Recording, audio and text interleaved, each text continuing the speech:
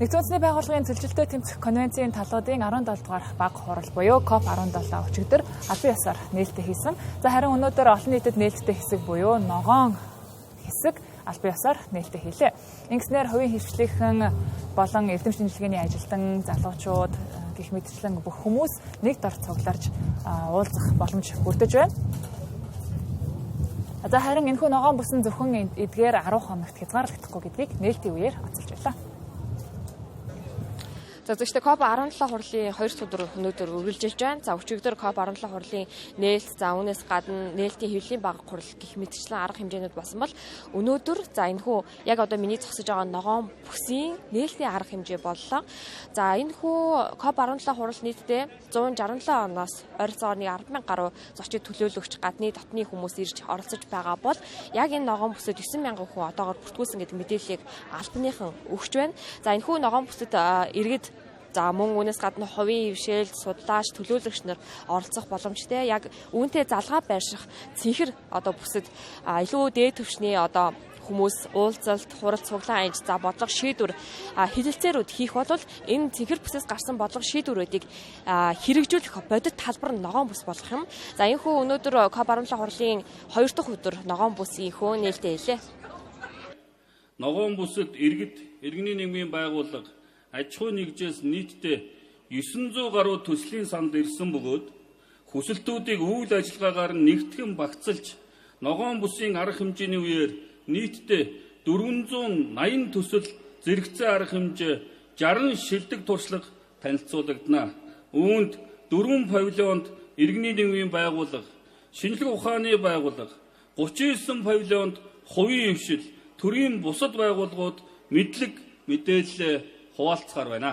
Хүндэт зочид төлөөлөгчдөө та бүхэн энд өөрсдийн туршлага, технологи, санаачилгаа танилцуулахаас гадна хинтээ хамтран хаана хэрхэн өргөжүүлэх вэ гэдгийг эргэлхийлэх ёстой. Сайн санаачлагыг сайн түншлэлтэй холбож, түншлэлийг бодит үйл ажиллагаатай холбож, үйл ажиллагааг шаардлагатай санхүүжилттэй холбож чадвал COP17-гийн үр дүн газар дээр илүү хурдан хүрнэ. Ногоон бүс дэлхийн улс орнууд, олон улсын байгууллага, шинжлэх ухаан, бизнес, иргэний нийгэм, орон нутгийн иргэдийн хамтын ажиллагааны эхлэлийг тавьсан талбар байгаасаа гэж бид бүхэн чин сэтгэлээсээ хүсэж байна. Ийм нийслэлийн иргэд болон зочид төлөөлөгч та бүхнийг талуудын 17 дугаар баг хурлын ногоон бүсээр зочилж Улаанбаатар хот болон төр хувийн хвшлийн байгууллагын хэрэгжүүлж буй төсөл хөтөлбөр шинэлэг шийдлүүдэд танилцсан санал бодлого нээлттэй солилцохыг урьж байна.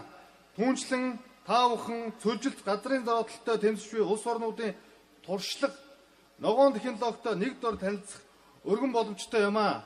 Цэнхэр дэлгэцээ үзэн сууж байгаа Улаанбаатар хотын иргэдтэй хэлэхэд ер нь одоо үе үеийн COP-ийн үеэр зохион байгуулагддаг Green Zone буюу энэ ногоон бүс бол тухайн одоо хүлээж авж байгаа орны өөрийн онцлог соёл уламжлалаа энэ ирж байгаа зочдод дэлхийн нийтэд сурчлах өргөн боломж байдсан байнамаа. Тэгэхээр ногоон бүс гэдэг бол тэр чигээрээ та бүхэн маань Монгол бүс гэж ингэж ойлгож болно. Дээрээс нь энэ ногоон бүс бол Улаанбаатар хотын иргэдтэй нээлттэй. Та бүхэн маань энэ ногоон бүсээр хүрэлцэн ирж өөрийн өв соёл уламжлалтаа танилцахаас гадна Монгол улсад тулгамдаад байгаа бэлчээрийн дороотол, малчдад тулгамдж байгаа асуудал, ийм одоо усны хомсдол зэрэг бүх асуудлуудтай газар дээр нь танилцах салбар хуралдаануудад оролцох бүрэн боломжтой. За бидний энэ хажууд байгаа 4,000 м квадрат энэ асар дотор бол 160 бүүтэд олон улсын байгууллага, техник технологийн хувийн хвшлүүд мөн одоо нийслэл Улаанбаатарт хэрэгжиж байгаа томоохон төслүүдийн танилцуулгатай танилцаж мэдээлэл авах бүрэн боломжтой гэдгийг та бүхэнд хэлье. Бэлчээр ашиглалтыг сайжруулах хүрээнд хууль эрх зүйн орчин сайжирснаар малчин өрхийн анхдагч холбоо өнгөрсөн 8 дугаар сард байгуулагдсан. За энэхүү холбоо байгуулагдсанаар малчдын бүтээгдэхүүний чанар стандарт сайжирч борлуулалтын орлого нь нэмэгдэх болсон талаар хэлж байсан юм. Одоогоор энэхүү холбоонд 300 орчим өрх нэгджээ. Ер нь Монгол орны хэмжээнд байгаль орчны төлөв байдал, бэлчээрийн болон хөрс, газрын дороотол, цөлжилттэй холбоотой бүхий л мониторинг, хяналт шинжилгээний ажлыг бол цагуур орчны шинжилгээний газрын харьяа, орон нутаг дахь болон төвийн байгууллагууд гүйцэтгэдэг. Цөлжилтийн тайлан маань өнгөрсөн 7 хоногт засгийн газрын хуралдаанаар орж хэлцэгдээд за өнөөдөр тэгээд бүхий л арга хэмжээнүүд дээр танилцуулагдж байна. За хамгийн сүүлд хийсэн судалгааны дүнгээр бол манай улсын нийт нутаг дэвсгэрийн 81.9% нь бол цөлжилт болон газрын дороотолд ямарваа нэг хэмжээгээр бол өртсөн байна гэдэг энэ дүгнэлт гарсан. Энэ 2021 оны хамгийн сүүлийн тайлангаар бол 76.9 байсан хэмжээтэй харьцуулахад бол 5 поинтээр нэмэгдсэн байгаа. Гэхдээ бас тодорхой энэ дээр анхаарч үзэх зүйлүүд байгаа нь юу гэхээр энэ 5 зэрэгэлтэй байдаг. Хүчтэй, нэг хүчтэй, дунд сул, цөлжилт илрээгүй гэдэг. Хүчтэй, нэг хүчтэй цөлжилт явагдаж байгаа газрын хэмжээ бол 16.2%-аар буурсан байгаа. Тэгэхээр тодорхой хэмжээнд энэ бол хүний үйл ажиллагаа болон байгалийн ур амьсгалын өөрчлөлт, бусад хүчин зүйлүүдээс бол холбоотой. Гэхдээ энэхүү судалгаа хийсэн манай эрдэмтэн судлаачдын дүгнэлтээр бол хүний үйл ажиллагаанаас бол 30 орчим хувь, байгалийн нөхцлөөс бол 70 орчим хувийн өөрчлөлт гарч байна гэж үзэж байгаа. Гэхдээ одоо энэ өнөөдөр ярьж байгаа гол асуудлууд маань бол энэ дэлхийн нийтээр байгаль орчны мониторингийн чадвар одоо энэ технологийн хөгжилтэй холбогдоод яаж сайжирч байгаа.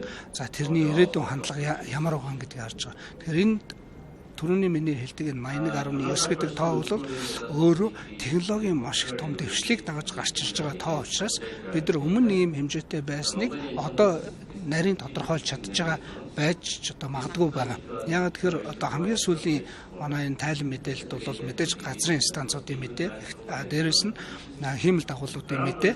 За тэгээд өнгөрсөн оны сүүлээр ашиглалтанд орсон манай суперкомпьютерийн тооцооллын аргуудыг бас хэрэгэлсэн олон модель загварчлалуудын үр дүнд гарч ирж байгаа тоо учраас илүү одоо наривчсан тоо гарч ийнэ гэж ингэж ойлгож байна. Тэгээ өнөөдөр яригдж байгаа гол асуудлууд бол зөвхөн энэ хиймэл дагуул газрын одоо ажиглалтын мэдээнээс гадна одоо машин сургалт, хиймэл оюун ухаан, дараагийн шатны технологийн боломжуудыг ашиглаж илүү нарийн тооцоолох, тэрүүгээрээ дамжуулаад одоо энэ бэлчээрийн карбон шингээлтийг ч гэдэг юм уу, хүлэмжийн ялгаралтай холбоотой мэдээллүүдийг бүр илүү дэлгэрэнгүй гаргах энэ бололцоонуудын тухай ярьж байгаа. За ер нь бол 2012-оос хойш одоо цөлжилтийн мониторингийн сүлжээг бол Монгол Улсын хэмжээнд байгуулад одоо ажиллаж байгаа. Нийт бол Монгол Улсын хэмжээнд 1500 орчим цэгээс бол 5 жилийн давтамжтай бас харьцав шинжилдэг.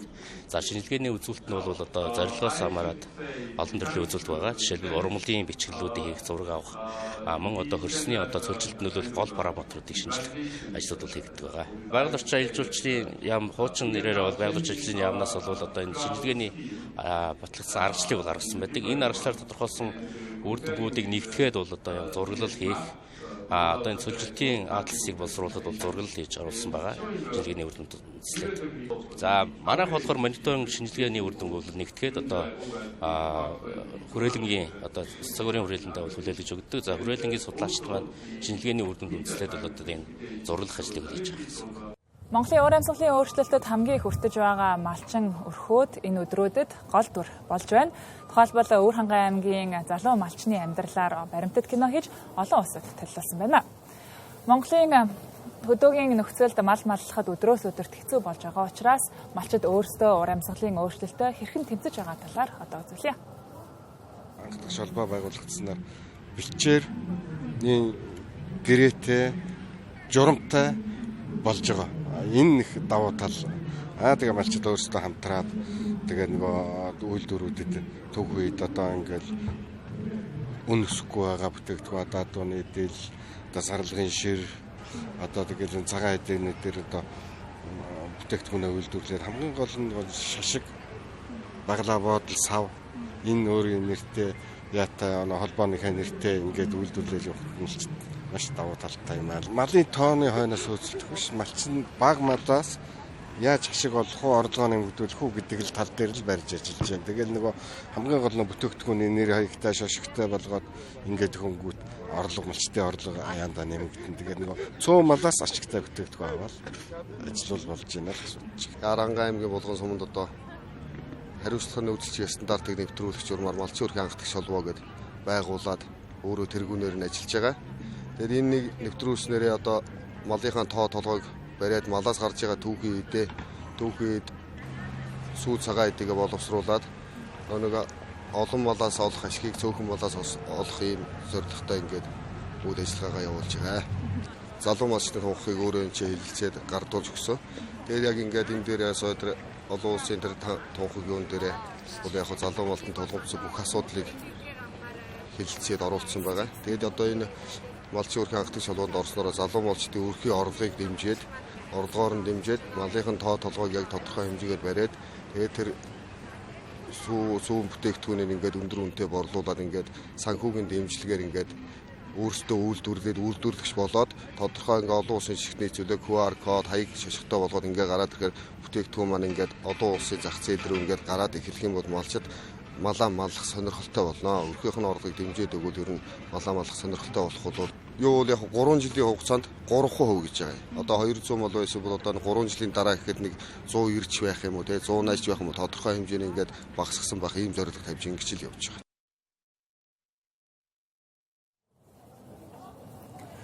COP17 хуралд оролцож байгаа олон улсын малчдын төлөөлөгчид ур амьсгалын өөрчлөлт, эрүүл мэнд боловсролын салбарт асар их нөлөөгөө үзүүлж байгаа талаар хэлж байсан юм.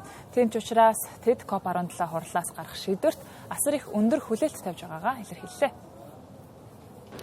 Ер нь тэгэл өвөл хаврын цагтад ерөнхийдөө ер нь хэцүү шүү дээ. Хавар бол адамаасаа их засмаас орчих үед өөс тоос багтай байх хэрэгтэй. Их зас орчих юм бол ерөнхийдөө л тэгэл малттай ер нь хэцүүдүүд байна. 10 жилийн өмнө за 2014 онд ингээд мал болж ирсэн тий. Одоо ингээд 2026 онд хүртэл мал болж байна. 10 жилийн өмнөх одоо юу гэдэг мал маллах нөхцөл байдал ямархуу байсан. Одоо яг сайжирсан уу, муудсан уу энэ 10 жилийн хугацаанд ямар өөрчлөлт гарсан гэж та харж байна? За ер нь бол тэр 10 жилийн өмнө бол ерөнхийдөө бол газар бол арай л дээр байсан. Одоо бол ерөнхийдөө чөлжилт үүсээд юм жоохон муудаалах. Тэгээ малын тарах төвөргөл ерөнхийдөө гайгүй л байдаг байсан. Одоо бол ер нь таарах доо. Гэхдээ энэ жил оройтсон ч гэсэн бол 7 сараас хойш улаа дажгүй л гарч. Манад ирээд бол. Гэхдээ намрууган бол горгүй лээ. Одоо шарлал. Манайх бол энэ 8 минутаа жоохон хадлан тариа аваад идэг байсан. Тэгээ одоо энэ жил бол авахгүй байхгүй. Одоо тэгээд энэ худалдааны өвсөл авна да. Тийм. Өөрөө бас нэг ногоо тижэл тариалцсан. Тэгээ нэг жижигхэн хашаанд. Энэ дээр болохоор бид энэ Францын Сирад байгууллагатай хамтраад Монголын бэлчээр судлалын ногоон алт төв маань одоо Үүрангай аймгийн уян сумын малчтайхаа тий одоо сарлагаар нүүдэлдэг бэлчээрдэг өндөр ууланд амьдардаг сарлагын бэлчээр дагж амьдардаг малчтайхаа ахуй амьдралыг харуулах жирийн нэг нүүдэл суудлыг харуулахын тухай ингэ зорж хийсэн байгаа. Энэ киногоо болохоор Үүрангай аймгийн уян суманд Хүүсийн 8 нуурын байгалийн зохицол газар дээр бичиж хийсэн байгаа. Тэгээд энэ нүүдэлтэй болохоор өрдөө хөсөг сарлагын нүүдлийг ашиглаж голдлохыг харуулж ингэж хийсэн. Уур амьсгалын өөрчлөлттэй холбоотой ерөнхийдөө бэлчээр дөрөвдөхөөс гадна уур амьсгалын өөрчлөлтөөс гадна өөрчлөлт нэмэгдээд дэлхийн дулаар ган гачгийн давтамж нэмэгдээд одоо мал аж ахуй эрхлэлт нь бас нэлээд өндөрлөл өсрүүлж байгаа тий зургийн давтамж нэмэгдэж байгаа гэсэн ийм юмнууд ажиглагдж байгаа. Тэр дээр бас л нэг задуу мөцтэй асуудал хүн хүчний дотног байдал чинь мэдээж уур амьсгалын өөрчлөлтийн эсрэг ган гачгийн эсрэг сүр зогсоход нь бас сул тал болж явж байгаа юм л да. Тий энэний төлөө болохоор энэ дээр болохоор манай малчид болохоор малчин өрхийн анхдагч холбоо гэдэг байгуулагдсан.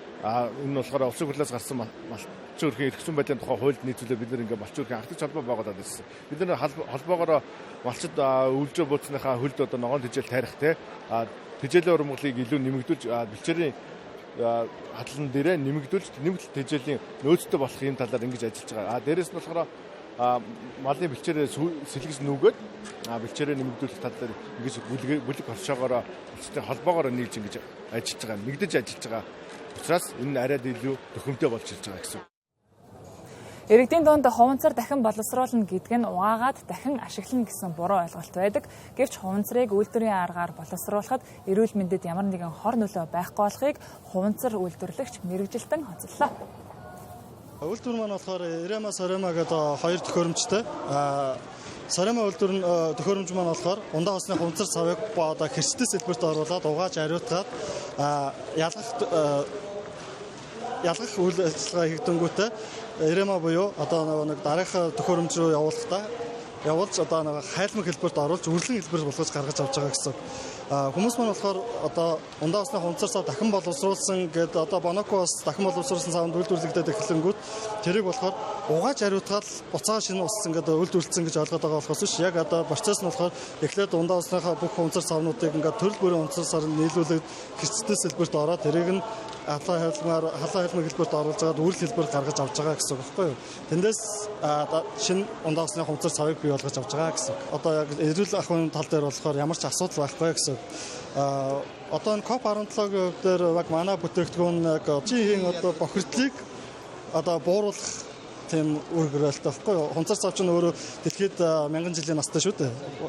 Тийм болохоор энийг цуглуулж одоо дахин боловсруулснараа шинээр одоо хунцар сав орж ирж байгаль хөдлөлгээд одоо буулгадахгүйгээр дахин боловсруулаад дотоодоо эргэлээд яг одоо сурчих юм бол ер нь бол дэлхийгээ аварч чана л гэсэн. COP17 хоролд оролцож байгаа олон улсын малчид ур амьсгалын өөрчлөлт, эрүүл мэнд болон боловсролд сөргөөр нөлөөлж байгаа талаар учирлаа. Тэмч учраас тэд энэ удаагийн COP17 хорлын шийдвэрээс асар их өндөр хүлээлттэй байгаа гэдгээ илэрхийллээ. Тухайлбал Иран улсаас оролцож буй хааны могооны дэмээ болон морины аж ахуй эрхлэлийн зэрэгцээ байгаль хамгаалагчаар ажилдаг. Тухайн улсын зарим нутгаар зуны улиралд агаарын температур 50 хэмээс давах болсон.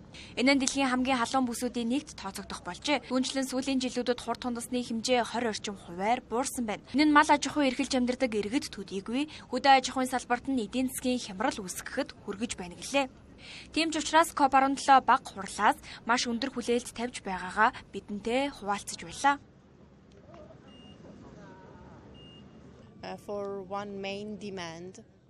Би Ираны угуул нүүдлийн мал аж ахуй эрхэлдэг ард түмний төлөөллөө. Манай улсад ур амьсгалын өөрчлөлтийн нөлөө маш хүнд байна. Ялангуяа миний амьдардаг нутаг дэвсгэрт сүлжилт маш эрчимтэй явагдаж, мөн ногоон байгууламжийн хомсдол болон ган тулгамцсан асуудал болж байна. Би улс орныхоо угуул ард түмний эрх ашиг дуу хоолойг хамгаалах чиглэлээр ажилладаг. Тиймээс COP17 хурлын дээд түвшний уулзалтуудад угуул иргэдийн дуу хоолойг хүргэхээр ирсэн. Ур амьсгалын өөрчлөлтөд эмэгтэйчүүд болон хүүхдүүд хамгийн ихээр өртөж байна. Жишээлбэл манай Гондураас ур амьсгалын өөрчлөлттэй холбоотой шилжилт хөдөлгөөн нэгсэж, хүүхэд залуучуудын дунд хоолт хижээлийн дутагдал тулгамдсан асуудал болоод байна. Тиймээс энэхүү конвенцээр хүнсний аюулгүй байдлын үнцнийг онцлоосэй гэж бид үзэж байна. Бас эмэгтэйчүүд болон хүүхдүүдийн эрхийг хамгаалах шийдвэрүүд гараасай гэж бодож байна. COP17 бага хуралд Кен улсаас хамгийн их төлөөлөгчд хүрэлцэн иржээ. Тус улсад ур амьсгалын өөрчлөлт ноцтой түвшинд хүрч хүүхэд залуусын боловсролд сөргөөр нөлөөлөх хэмжээнд хүрсэн гэдгийг тэд онцолж байлаа. Тухайлбал Кен улсын нийт нутаг дэвсгэрийн 80 гаруй хувь нь хуурай бүсэд хамаардаг. Ур амьсгалын өөрчлөлтийн улмаас тус улсын усны хомсдол 40% нэмэгдэж ноцтой түвшинд хүрсэн болохыг тэд онцолж байна. Жишээлбэл Кен улсад дахиа ямаа хоньны аж ахуйг хөдөө аж ахуйн салбартаа голлон эрхэлдэг. Хэд халалтаас шалтгаалan бэлчээрийн сайн чанарын ургамал багасах, мал амьтад харангадах, газар тариалангийн ургацын хэмжээ багасах зэрэг асуудлууд тулгамдах болжээ. Тиймээс энэ удаагийн хурлаас санхүүжилт татаж, дэмжлэг авах нь тэдний хувьд чухал байгаа гэдгийг учирлаж байлаа. Pastoral communities, we keep livestock. Уур амьсгалын өөрчлөлт бол өнөөдөр Кен улсад бараг хүн бүрийн мэдэрч байгаа асуудал болсон. Манай улсад удаа үргэлжилсэн ган гачиг тохиолдож байна. Одоогоор бороо орохгүй байгаа бөгөөд ялангуяа хуурай бүс нутгийн нүүдлийн мал аж ахуй эрхэлдэг иргэд маш ихээр хохирч байна. Учир нь малын бэлчээр ус хомос байна.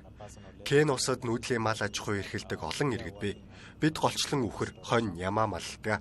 Уур амьсгалын өөрчлөлтийн улмаас бэлчээр болон ус хомсдож, мал сүрэг ихээхэн хохирч байна. Удаа үргэлжилсэн ган гачгийн улмаас мал олноороо хорогдох тохиолдол гарч байна. COP17-оос миний хүлээж байгаа хамгийн чухал зүйлсийн нэг бол доройтсон газрыг нүхэн сэргээхэд дэлхийн нийт хэрхэн санхүүжилт бий болгож чадах вэ гэдэг асуудал.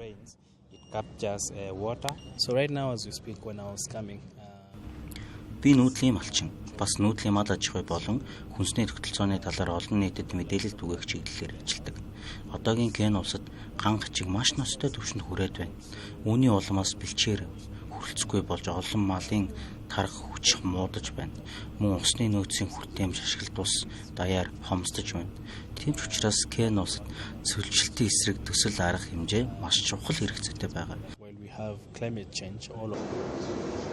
COP17 хурлыг зарим ирсэн гадны төлөөлөгчид уур амьсгалын өөрчлөлт, дэлхийд дахина эдийн засаг, эрүүл мэндийн сөрөг нөлөө үзүүлж байгааг илэрхийлж байна. Тийм ч учраас энэхүү хурлаар улсдаа тулгамдж байгаа асуудал болоод төсөл хөтөлбөрүүдэд танилцуулж шийдэл олохыг хүсэж байгаагаа улс орны төлөөллүүд илэрхийлж байлаа. Европын нийт газар нутгийн 38% нь ган гацчгийн нөхцөл байдалд байгаа бол хүн амын 30% нь жил бүр усны хомсдолд өртөж байна. Хэд хаалт усны нөөцийн зохисгүй ашиглалт болон дэд бүтцийн алдагдал усны хомсдлыг улам даймжруулж байгааг хэлж байна. За энэ үед Европын холбоо усны тогтвортой байдлыг хангах стратегийг хэрэгжүүлж эхэллээ. Энэ зууны хэд хаалтын улмаас Европын нийт газар нутгийн 38% нь гангийн нөхцөл байдалд байгаа. Мөн усны нөөцийг хэд их ашиглах зохисгүй менежмент бохирдлын нөлөөгөөр гол мөрөн нуурын экосистем доройтож Европын усны хомсдол ноцтой аюулд ороод байна. Үүнтэй холбоотойгоор Европын холбоо усны хомсдлыг нэн яаралтай шийдвэрлэх шаардлагатай томоохон асуудал гэж үзэж байна. Европын холбооноос 2025 оны 6 дугаар сард усны дэвсгэрчлэлтийн стратеги баталж уур амьсгалын өөрчлөлт болон усны хомсдлын эрсдлийг даван туулах усны тогтвортой тогтолцоог бүрдүүлэхээр зорин ажиллаж байгаа юм. Энэхүү стратеги нь усны эргэлтийн тогтолцоог хамгаалах, усны нөөцийг хэмнэлттэй ашиглах, эдийн засгийг хөгжүүлэх, иргэдийг цэвэр, хүртээмжтэй, боломжийн үнэтэй усаар хангах үндсэн зорилтуудыг хэрэгжүүлэхэд чиглэсэн байна. Европын байгаль орчны агентлагийн усны ашиглалтын индексээр сэргээгдэх цэнгэг усны нөөцийн 20%-ийг ашиглахад усны нөөцөд асуудал үүссэн бол ашиглалт 40% хүрвэл усны хомсдлын ноцтой түвшин үүссэн гэж үздэг байна. Европын комиссийн мэдээлснээр одоогоор Европын хүн амын 30 орчим хувь, нийт газар нутгийн 20% нь жил бүр усны хомсдолд өртөж байна. Европын хэмжээнд цэвэршүүлсэн усны 23 орчим хувь нь нийтийн ус хангамжийн сүлжээний зохисгүй менежмент, шугам сүлжээний алдагдлаас шалтгаалan үр ашиггүй зарцуулагдаж байна. Улмаар энэ нь хэрэглэгчдэд хүрэх усны хэмжээг бууруулж, усны хомсдлыг улам даамжруулах эрсдлийг нэмэгдүүлж байгаа юм. Европын усны үйлчилгээний салбар холбооны тайланд дурдсанаар Европын усан хангамжийн сүлжээний усны алдагдал ойролцоогоор 23.5% болж 2021 оны судалгаанд бүртгэгдсэн 24%-аас бага зэрэг буурсан үзүүлэлттэй байгаа юм. Гэсэн хэдий ч гишүүн орнууд усан хангамжийн дэд бүтцийн засвар үйлчилгээ шинжилэлт хангалттай хөрөнгө оруулалт хийсээр байгаа гэж үзэж байна. Герман улс усны дэд бүтцэд жилдээ 9 тэрбум еврогийн хөрөнгө оруулж, Европт тэргүүлж байгаа бол Франц улс 6.5 тэрбум евро, Словен улс 100 сая орчим евро зарцуулж байгаа юм. Европын өмнөд хэсгийн улсуудын хувьд хамгийн хуурай бүс хിവэрэ байна. Тус бүс нутгийн хүн амын 30 орчим хувь нь жилийн турш усны хомсдолтой нөхцөл байдалд байдаг бол зуны улиралд аялал жуулчлал, хөдөө аж ахуй, ахуйн хэрэглээний усны эрэлт нэмэгдснээр энэхүү үзүүлэлт 70% хүрдэг байна. Үүний улмаас сэргээгдэх цэнгэг усны нөөцийнхөө ихэнхийг ашиглаж, зуны хамгийн халуун саруудад усны нөөцөө бараг бүрэн шавхдаг байна. Тухайлбал Кипр, Малта зэрэг улсууд усны хомсдолд хамгийн ихээр өртөж байна. Кипр улсын тухайд сэргээгдэх цэнгэг усны нөөцийнхөө 92.1%-ийг, Малта улсын хувьд 66.7%-ийг нь ашиглажээ. Европын нийт усны хэрэглээний 33%-ийг цахилгаан эрчим хүчний салбар, 31%-ийг хөдөө аж ахуйн салбар, 21%-ийг нийтийн ус хангамжийн зориулалтаар, 14%-ийг аж үйлдвэрийн чиглэлээр ашигладаг байна. Энэхүү 2026 оны 100 дэлхийн олон бүс нутагт хэд хаалалт удаан үргэлжилсэн халалтын давлгаа ОХР-ийн түүмэр ирчимжиж өндөр настай хүмүүс гудамжинд явж байгаад нас барах тохиолдлууд бүртгэгдсээр байна. Ялангуяа Франц, Испани, Австри, Их Британи, Грек зэрэг Европын орнууд болон Япон, Солонгос зэрэг Азийн зарим оронд нэмэх 40 хэмээс давсан халуунтай нүүртүүлж байна. За энэхүү олон удаагийн халалтын давлгаатай нүүртүүлж байна. Эдгээр орнуудад нөхцөл байдал ямар байгаа талаар тодрууллаа. Энэ жил өмнөх жилүүдээс яах аргагүй илүү халуун зам болж байна. Хамгийн халуун зам болж байна гэж хэлж болно. Учир нь 41 хэмд хүрч халсан нь Виена хотын түүхэн дэх шин дээд үзүүлэлт болж байна. Дубайтай адилхан гэсэн үг шүү дээ. Ердийн үед ер нь намайг баг байхад зуны улиралд ойролцоогоор 25 хэм байдаг байсан. 30 хэм хүрэх юм бол аль хэдийн маш халуун гэж тооцогддог байсан бол сүүлийн хэдэн 7 хоногт 37, 38 хэм орчим байх нь хэвийн үзэгдэл болсон. Тиймээс өмнөх үетэй харьцуулахад маш халуун болсон. Энэ хэд халалт бидний амьдралд маш ихээр нөлөөлж байна. Олон хүмүүс өдрийн дунд үед буюу хамгийн халуун үеэр гадагш гарахаа болсон. Миний хувьд үдээс хойш температур илүү улам халж байгаа юм шиг санагддаг. Тиймээс ийм халуун өдрүүдэд хүмүүс илүү ядарч сулдаж, ирж хүчгүй болдог. Харин өглөө харьцангуй тэсвэрлэхүүц гэж хэлж болно. Оройн хувьд тухайн өдрөөсөө шалтгаалаад өөр байдаг ч намайг хүүхэд байсан шиг өглөө оройдоо сэрүүхэн байдаг байсан бол одоо өглөөч оройч ялгаагүй маш халуун байна. Мэдээж гэртээ эйр кондишнер байгаа бол гадаа халуунтай харьцуулахад гэртээ байх нь илүү тайван тухтай шүү дээ. Сүүлийн үед Европт ойн төмөр гарч байна. Мөн өндөр настай олон хүн нас барсан зэрэг харамсалтай тохиолдлууд гарч байна. Тэдний олонх нь ганцаараа амьдардаг эсвэл гэртээ сенс эйр кондишнгүй байдаг. Манай хотын ихэнх барилгууд хүйтэн цаг агаарт зориулж баригдсан байдаг учраас дулааныг хадгалах зориулалттай. Тиймээс оройн цагаар ч дулаан гадагш гарахгүй, улмаар шөнөж доторх температур 30 орчим хэм хүртэл байдаг. Тиймээс хүмүүс өдөртөө ялангуяа оройн цагаар халуун нас болж маш их зовж шаналж байна. Учир нь хөрөх ямарч боломж байхгүй юм шүү дээ. Гал төмрийн тухайд гэвэл хаа сайгүй маш олон давтамжтай төмөр гарч байгаа нь энгийн үзэгдэл мэт болж байгаад харамсаж байна. Хүмүүс ойд байхдаа хяналтгүй гал гарахгүй байх гэх мэт зүйлдер анхаарал болгоомжтой байх хэрэгтэй. Хэрв энэ чигээрээ байх юм бол 2030-аас 2050 он гэхэд температур 50 хэмт хүрнэ гэж урдчилсан таамагласан тухай мэдээг би уншсан. Энэ халуун цаашид улмал нэмэгдэнэ. Би ирээдүйд болсон хүүхдүүдийнхээ төлөө маш их санаа зовж байна. Тэд ямар зунтай тулгарах бол тэднийг хэрхэн энэ цаг агаарын эрс дэрс байдлыг даван туулах бол гэдэгт маш их санаа зовж байна. Олон хотод сэрүүцүүлэх цэгүүд байдаг. Тэнд ус, мөн сэрүүцүүлэх манан, усан манан зэрэг байгаач хүн болгоныг сэрүүцүүлэхэд хангалттай биш. Ялангуяа бид бодлогоо өөрчлөхгүй бол энэ халууныг даван туулахад тийм ч амаргүй. Барилга байгууламжийг хамгаалсан олон бодлого дүрэн байдаг учраас бид гэртээ агаар жуулагч буюу эйр кондишн суйрлуулж чаддгүй. Мөн эйр кондишнийг олон хүмүүс байгаль орчинд ээлгүй гэж үздэг учраас эйр кондишн суйрлуулахад эсрэг байр суурьтай байдаг. Тиймээс эх жилүүдэд бид хэрхэн энэ хит халаалтыг даван туулж амьд үлдэх вэ гэдэг маш том сорилт болж байна. Ямар нэгэн байдлаар бид үүнд дасан зохицох хэрэгтэй. Өмнө хэлсэнчлэн энэ бол бидний шинэ бодит байдал болоод байна. Гэвч үүнийг даван туулахад зөвхөн сенс эйр кондишн хангалттай юу? Сайн мэдэхгүй юм. Гэхдээ хүний бие тодорхой хэмжээнд өөрөө зохицуулж чаддагч ямар нэгэн байдлаар үүнд дасан зохицох, шийдэх арга хэмжээг авахгүй бол болохгүй. Гэхдээ энэ нөхцөл байдал үнэхээр аимшигтай санагдаж байна. Бидний бага байх үеиг шиг хэвийн зун дахиж байхгүй гэж бодохоор үнэхээр аимшигтай. Мөн хит ягаан туяа улам хүчтэй болж байгаа учраас бид өөрсдийгөө улам бүр хамгаалах хэрэгтэй болж байна. Энэ бол бидний заавал бодох ёстой асуудал. Эргэн тойрны хүмүүсээс сонсоход хүмүүс шөнийн цагаар сенс эйр кондишнер тасралтгүй ажиллуулж унтаж байна. Бүхэл шүнжэнгөө шүү дээ. Бид сэрүүцхийн тулд паркууд, нуур руу явдаг. Австралид олон нуур байдаг учраас хүмүүс тийшээ очих хандлагатай. Мөн дунаа мөрөнд хүмүүс багч гисэн сэрүүцэх боломжтой. Гэвч сүүлийн үед сонссноор усанд бие засах болон нарны тос их хэмжээгээр орсноор усыг тэмч таатай биш болгосон. Мөн усны түвшин маш бага болсон. Тиймээс одоогоор гол мөрөнд очих нь тэмч таатай зүйл биш юм. Мэдээж усан бассейнууд ч бас маш их хүнтэй, маш их алдартай болоод байна. Мөн оймод ер нь хаана ногоон байгууламж сөөдөр байна. Тэнд хүмүүс цугларч байна. Нарших хит халуунд цохиулах нь бидний зайлшгүй анхаарах ёстой зүйл. Ус сайн уух хэрэгтэй. Энэ мэдчлэн хит халуун бидний амьдралд маш ихээр нөлөөлж байна. Ялангуяа европчууд ийм төрлийн цаг агаарт амьдрахад анханасаа дасан зохицож бүтээгдэг учраас амаргүй байна. Намайг урьж ярилцсанд баярлалаа.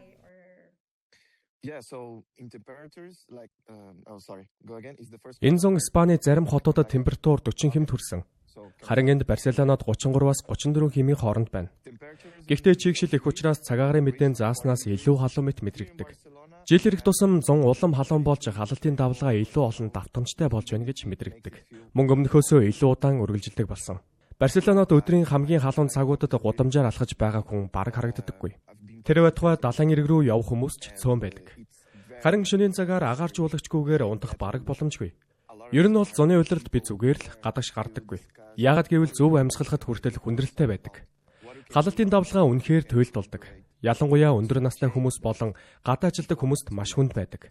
Энэ хит халалт бидний туулж байгаа зүйл хэвийн зүйл биш. Уур амьсгалын өөрчлөлт бидний өдөр тутмын амьдралд асар их нөлөө үзүүлж байна. Хит халалтын давлгаа улам удаан үргэлжилж байна. Хүмүүс ямар нэгэн зүйл өөрчлөгдөж байгааг, дэлхийн ертөнц өөрчлөгдөж байгааг мэдэрч байна. Тиймээс бид ямар нэгэн зүйл хийх хэрэгтэй. Хэрэв бид юу ч хийхгүй бол, хэрэв бид яг одоо арга хэмжээ авахгүй бол маш ноцтой асуудлуудтай нүүр тулж магадгүй. Учир нь өнөөдөр халалтын давлгаа 1-7 хоног үргэлжилж байна. Харин энэ нь 2 сар эсвэл 3 сар үргэлжилбэл яах вэ? Тэгвэл бид гадаа юу ч хийх боломжгүй болно. Бид спорт хийж чадахгүй. Мөн бид хотоо өмнөгчгөө зугаатай өнгөрөөж таашааж чадахгүй болно. Цахилгаан хэрэглээч огцом нэмэгдэнэ. Харамсалтай нь өндөр настай хүмүүс маань хамгийн их охирч байна. Тэдний зарим нь агааржуулагчгүй байдаг. Учир нь тэд хуучин орон сууцад хуучны барилгад амьдардаг. Мөн тэд гудамжаар алхахад маш хэцүү болсон. Гэтэл эрүүл мэндийн төлөө тэд заавал гадагш гарч алхах хэрэгтэй байдаг. Харин одоогийн халуунд гадаа алхах нь боломжгүй зүйл болоод байна. Яахааргүй өндөр настай хүмүүс энэ нөхцөлд хамгийн их хохирж байгаа. Тиймээс бид тэдэнд анхаарал халамж тавих хэрэгтэй. КОП бол маш чухал хурал. Би өмнө нь хэд хэдэн КОПод оролцож байсан. Маш олон ухаалаг хүмүүс нэг дор цугларч бидний юу хийж болох талаар хэлэлцэн. Миний бодлоор бүх зүйлд бид юу хийж чадах вэ? Үүнийг өөрчлөхийн тулд хэрхэн хамтарч ажиллаж болох вэ гэдэг дээр төвлөрнө. Хэтэрхий оройтгоос өмнө. Тиймээс бид шийдлүүдийг олж чадна гэж би бодож байна. Учир нь бидэнд тэр шийдлүүд маш хэрэгтэй байна. Маш их баярлалаа.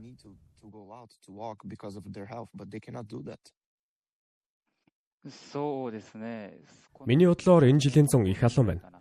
Миний ихэнх найз нөхөд эргэн тойрны хүмүүс ч энэ зун нэлээд халуун байна гэж ярьж байгаа. Сүүлийн үед зуны халуун нэгэнт тогтсон үзэгдэл болж сүүлийн жилүүдийн халуун цагаагаар Япон хүмүүсийн дунд хэвийн үзэгдэл мэт тогтсон гэж хэлж болно. Намайг хүүхэд байхад шөндөө сэрүүхэн байдаг байсан. Тиймээс хаалга цонхондоо торт ачхад агааржуулагчгүйгээр унтаж чаддаг байлаа. Харин одоо бол шөндөө агааржуулагч асааж унтахаас өөр аргагүй болсон.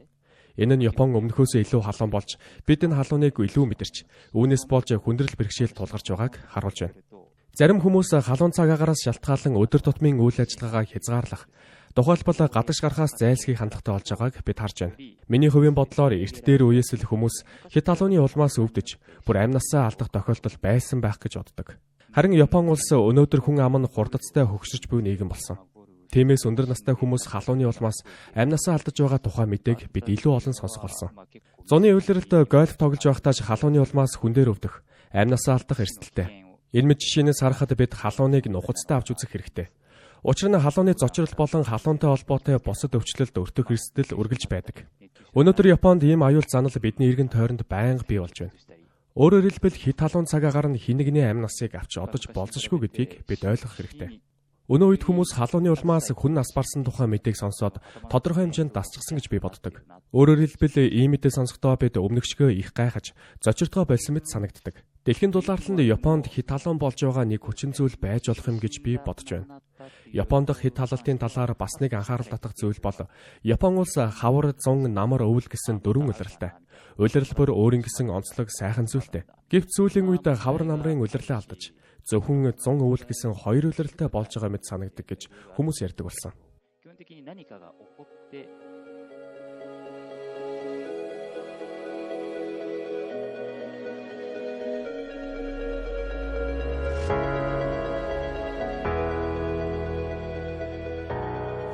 Ийхүү дэлхийн хит халалтын давлгаанд өртөж өдрийн цагаарч гадаа гарах боломжгүй нөхцөл байдалтай байгааг гол шалтгаан нь хүний үйл ажиллагаанаас үүдэлтэй уур амьсгалын өөрчлөлт юм а.